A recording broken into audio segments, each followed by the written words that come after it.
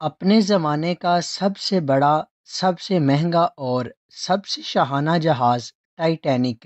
اس کے safety features اتنے کمال کے تھے کہ اس کو بنانے والی کمپنی نے دعویٰ کیا کہ یہ جہاز انسنکیبل ہے، یعنی ایک ایسا جہاز جو کبھی ڈوب ہی نہیں سکتا۔ لیکن بدقسمتی سے اپنے پہلے سفر کے دوران ہی یہ جہاز ایک آئس برگ سے ٹکرایا اور سمندر میں ڈوب گیا۔ اتنا مہنگا اور اتنے زیادہ سیفٹی فیچرز ہونے کے باوجود بھی ٹائٹینک کیوں ڈوب گیا؟ آخر کون سی غلطیاں تھیں جو اس خطرناک حادثے کی وجہ بنی؟ آئیے ٹائٹینک کے اس ڈیزاسٹر کو تھوڑی گہرائی سے سمجھتے ہیں۔ ٹائٹینک کی تعمیر کا آغاز 31 مارچ 1909 میں ہارلینڈ اینڈ ولف کے شپ یارڈ میں ہوا تھا، اور اس جہاز کو بنانے میں قریب 3 سال کا وقت لگا تھا۔ اس شپ کو ہارلینڈ اینڈ ولف نامی کمپنی نے بنایا تھا، اور اس کمپنی نے ٹائٹینک سے پہلے 500 شپس کو مینوفیکچر کیا تھا۔ مور اوور، ٹائٹینک کو آپریٹ کرنے والی کمپنی کا نام دی وائٹ سٹار لائن تھا، اور اس کمپنی کو 107 شپس آپریٹ کرنے کا ایکسپیرینس تھا۔ یہ اپنے زمانے کا سب سے بڑا اور سب سے لگژری جہاز تھا۔ یہ جہاز 833 فیٹ تک لمبا اور 105 فیٹ تک اونچا تھا۔ اس وقت اس کو بنانے میں 7.5 ملین ڈالرز کا خرچہ آیا تھا، جو آج کے 200 ملین ڈالر سے بھی زیادہ کی رقم بنتی ہے۔ اس شپ میں استعمال ہونے والی لگژری میں سٹینڈ گلاس کی کھڑکیاں، آرنیٹ ووڈ پینلنگ، 2 بڑے بڑے سٹیر کیسز، ایک heated swimming pool, Turkish bath, electric bath, ایک جم، 4 ریسٹورنٹ، 2 باربر کی دکانیں اور ایک لائبریری بھی شامل تھی۔ اس شپ کے اندر 2 مین سیفٹی فیچرز تھے جس کی وجہ سے اس کو انسنکیبل مانا جاتا تھا۔ پہلا، اس کا ڈبل باٹم ہل تھا۔ نارملی جب بھی کوئی شپ بنایا جاتا ہے تو اس میں ایک ہی ہل بنایا جاتا ہے۔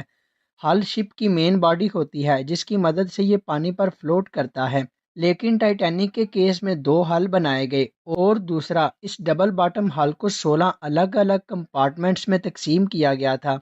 ان 16 کمپارٹمنٹس میں سے اگر 4 میں پانی بھر بھی گیا تو اس جہاز کو فرق نہیں پڑے گا، اور اسی وجہ سے اس کو انسنکیبل مانا جاتا تھا۔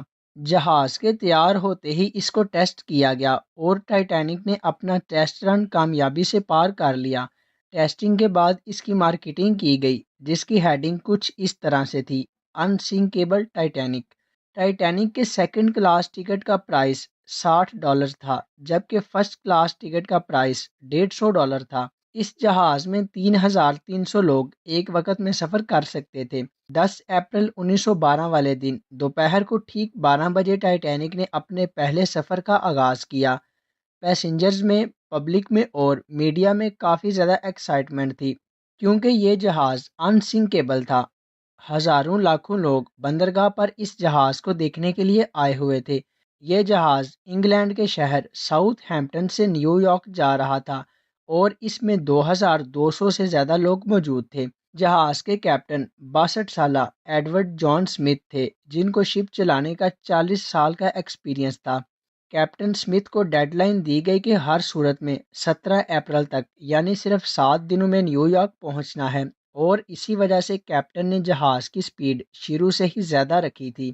تھوڑی ہی دیر میں جہاز اتنا دور آ گیا تھا کہ دور دور تک صرف نیلا سمندر ہی نظر آ رہا تھا۔ 2 دنوں کے بعد، یعنی 12 اپریل کو ٹائٹینک کو آئس وارننگز ملنا شروع ہو گئیں۔ عام طور پر اوشن میں موجود شپس ایک دوسرے کو ریڈیو کے ذریعے کمیونیکیٹ کر کے خطرات سے آگاہ کرتے رہتے ہیں کہ سمندر کے فلاں حصے میں خطرہ ہے، دھیان سے آگے بڑھنا۔ جو شپ ٹائٹینک سے آگے تھی انہوں نے وائرلیس کے ذریعے ٹائٹینک کو انفارم کیا کہ سمندر کے اس ایریا میں بہت زیادہ برف ہے۔ ان وارننگز کو ریسیو کرنے کے بعد ٹائٹینک نے اپنا رخ 2 مرتبہ بدلا، لیکن اپنی سپیڈ کو کم نہیں کیا۔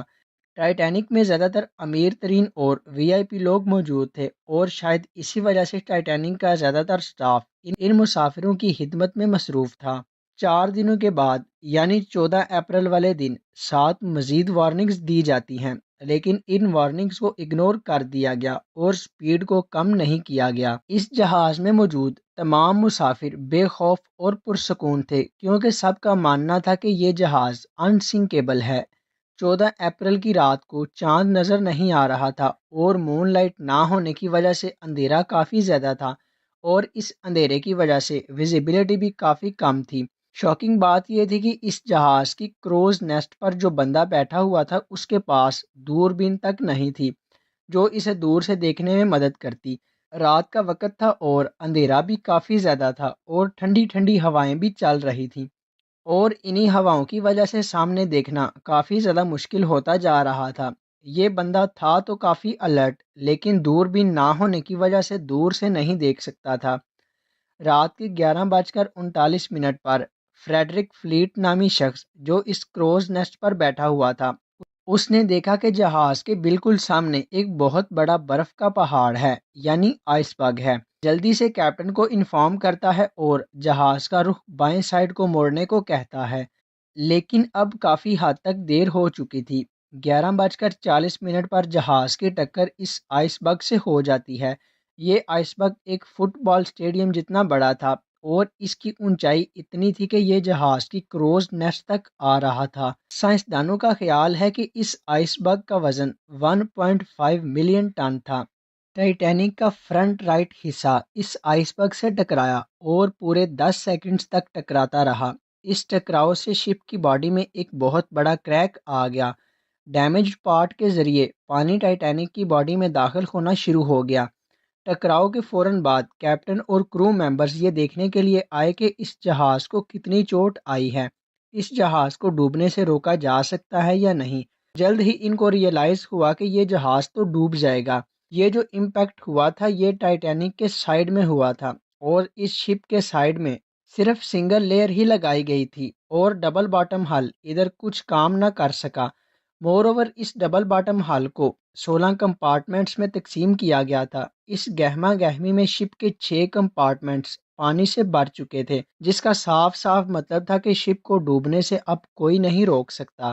رات کے 12 بجے کیپٹن سمتھ آرڈر کرتے ہیں کہ ریڈیو کے ذریعے ڈسٹریس کال بھیجو، شاید کوئی قریبی جہاز ان سگنلز کو کیچ کر لے اور ہماری مدد کے لیے آ پہنچے۔ Senior radio operator Jack Phillips ایک کے بعد ایک لگاتار ڈسٹریس کالز بھیجتے ہیں۔ 20 منٹوں کے بعد یعنی 12:20 پر آر ایم ایس کارپیتھیا نامی ایک جہاز ان سگنلز کو کیچ کرتا ہے اور ٹائٹینک کے ریڈیو آپریٹر سے بات کرتا ہے۔ آر ایم ایس کارپیتھیا جہاز کے کیپٹن اپنے جہاز کا رخ ٹائٹینک کی طرف کر کے اپنی ٹاپ سپیڈ پر اس کو بچانے کے لیے نکلتے ہیں۔ یہ جہاز ٹائٹینک سے 107 کلومیٹر دور تھا اور اسے ٹائٹینک تک پہنچنے میں قریب 3.5 گھنٹے لگنے تھے۔ ادھر ٹائٹینک میں موجود کرو ممبرز فلیئرز فائر کرتے ہیں کہ شاید کوئی قریب موجود شپ ان کو دیکھ لے اور مدد کے لیے پہنچ جائے، لیکن بدقسمتی تھی اس جہاز کی۔ اب ٹائٹینک آہستہ آہستہ اوشن میں ڈوبنے لگا اور اس وقت کیپٹن نے آرڈر کیا کہ مسافروں کو لائف بوٹس میں بٹھاؤ۔ مزے کی بات یہ تھی کہ جہاز میں موجود تمام مسافر پوری طرح سے ٹینشن فری تھے۔ ان کا ماننا تھا کہ کمپنی نے جو ایڈز نکالی تھی اس میں وہ بار بار یہی مینشن کر رہے تھے کہ یہ جہاز انسنکیبل ہے۔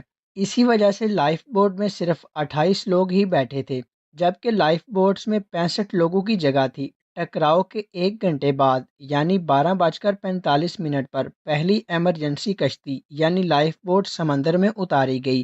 اتنے میں پانی بھرنے کی وجہ سے جہاز ٹلٹ ہونا شروع ہو گیا اور تب مسافروں نے ریئلائز کیا کہ یہ جہاز ڈوب سکتا ہے۔ جیسے ہی جہاز ٹلٹ ہوا جہاز کے اندر افراتفری مچ گئی۔ رات کے 1 بجے جہاز کا فرنٹ حصہ مکمل طور پر پانی میں ڈوب چکا تھا اور جہاز کے پروپیلرز پانی سے باہر آ گئے۔ یہ دیکھ کر تمام پیسنجرز ایک دوسرے سے لڑنے لگے اور لائف بوٹس میں بیٹھنے کی کوشش کرنے لگے۔ شپ میں ٹوٹل 20 لائف بوٹس تھیں جن میں صرف 1200 لوگ ہی بیٹھ سکتے تھے، لیکن جہاز میں ٹوٹل 2200 مسافر موجود تھے۔ ٹھیک رات کے 2:05 پر آخری لائف بوٹ سمندر میں اتاری گئی، لیکن ابھی بھی جہاز میں 1500 سے زیادہ لوگ موجود تھے۔ جیسے جیسے پانی ٹائٹینک میں بڑھتا گیا ویسے ویسے جہاز اوشن میں ڈوبتا گیا۔ رات کے 2:18 پر شارٹ سرکٹ کی وجہ سے ٹائٹینک کی تمام روشنیاں بجھ گئیں اور ٹھیک 2:20 پر جہاز ٹوٹ کر 2 حصوں میں تقسیم ہو گیا اور سمندر میں ڈوبنے لگا۔ اس جہاز کو مکمل طور پر ڈوبنے میں 2 گھنٹے 40 منٹ لگے تھے اور 1500 سے زیادہ لوگ سمندر میں ڈوب گئے۔ اس وقت پانی کا ٹمپریچر -2 ڈگری سینٹی گریڈ تھا، جس کا مطلب تھا کہ اگر اس پانی میں کوئی چھلانگ بھی لگاتا یا تیرنے کی کوشش کرتا تو ہائپوتھرمیا کی وجہ سے چند منٹوں میں ہی اس کی موت ہو جانی تھی۔ کیپٹن اسمتھ وہ آخری آدمی تھے جنہوں نے ڈوبتے جہاز سے چھلانگ لگائی تھی۔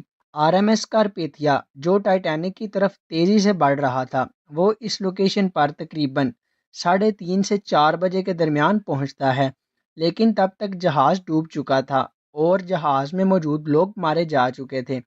لیکن جو لوگ لائف بوٹس میں موجود تھے ان کی تعداد قریب 705 تھی، اور ان 705 لوگوں کو R M S Carpathia successfully rescue کر لیتا ہے۔ ٹائٹینک کے اس حادثے کے بعد کافی سارے سوال اٹھائے گئے اور انویسٹیگیشن بھی کروائی گئی۔ تحقیق سے معلوم پڑا کہ جہاز میں کچھ ایسی غلطیاں کی گئی تھی جو شاید اگر نہ کی جاتی تو ٹائٹینک آج کریش ہونے کی وجہ سے نہیں بلکہ اپنی کامیابی کی وجہ سے مشہور ہوتا۔ جب مزید تحقیق کی گئی تو معلوم پڑا کہ ایس ایس کیلیفورنین نام کا ایک جہاز ٹائٹینک سے صرف 37 کلومیٹر کے فاصلے پر تھا۔ ٹائٹینک کو آخری آئس وارننگز بھی اس جہاز نے دی تھی۔ یہ جہاز رات کے لیے رک گیا تھا خطرے کو دیکھتے ہوئے، اور انہوں نے اپنا ریڈیو بھی 11:15 پر آف کر دیا تھا۔ یہی وجہ تھی کہ کوئی ڈسٹریس سگنل ان تک نہیں پہنچ پایا۔